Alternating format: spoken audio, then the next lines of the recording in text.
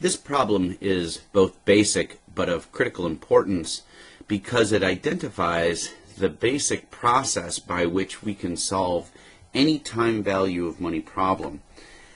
The time value of money, the key to doing that is to recognize that our process is really to plot all relevant cash flows, whether they are in or out, at specific points on the timeline, and then discount those by the opportunity cost of capital, or rate, to get net present value.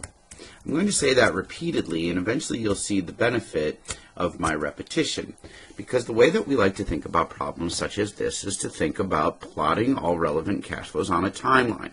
And I generally like to think of it as an investor's point of view, meaning how much would I be willing to give, meaning a present value outflow right now, if I was to get in the following things.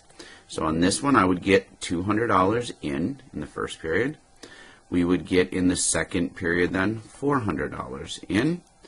And then in the third period, we would get $300 in, all at a rate then of 6%. So once we have that plotted on the timeline, we're going to see that we're going to use repeatedly present value, future value, payment, rate, and number of periods. So the first thing we think about is how do we calculate the present value of that first cash flow. So the $200 would be a future value. There is no payment that we can see. At a rate of 6%, that cash flow comes one period away. Now the second one then would be this $400. The $400 with no payment, and again a rate of 6%, comes 2 periods away. Let me move this out of the way to give us a little more room. The third one then we would see would be the $300. The $300 with no payment, coming at a rate of 6%, would be received in 3 periods. Once we have those inputs aligned into our formulas, we can now drop the present value formula. Remember, it's either insert formula or insert function off the formulas command, or I like Alt-MF is an easy way to do it, and we're looking for present values. The rate for us will be here.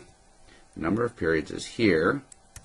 There is a payment tab or field, even though there's no actual payment amount yet, and then the future value is there. And notice then what we get is a negative number, indicating that we would have to give $188.68 right now for the right to get $200 in 1 year.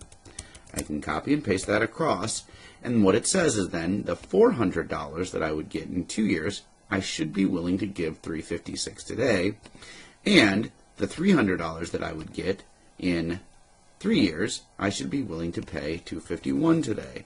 So in total, if I'm to sum up those numbers, I would be willing to pay up to $796.56 for $100 that comes in 2 years, 1 year, pardon me, $400 that comes in 2 years, and $300 that comes in 3 years.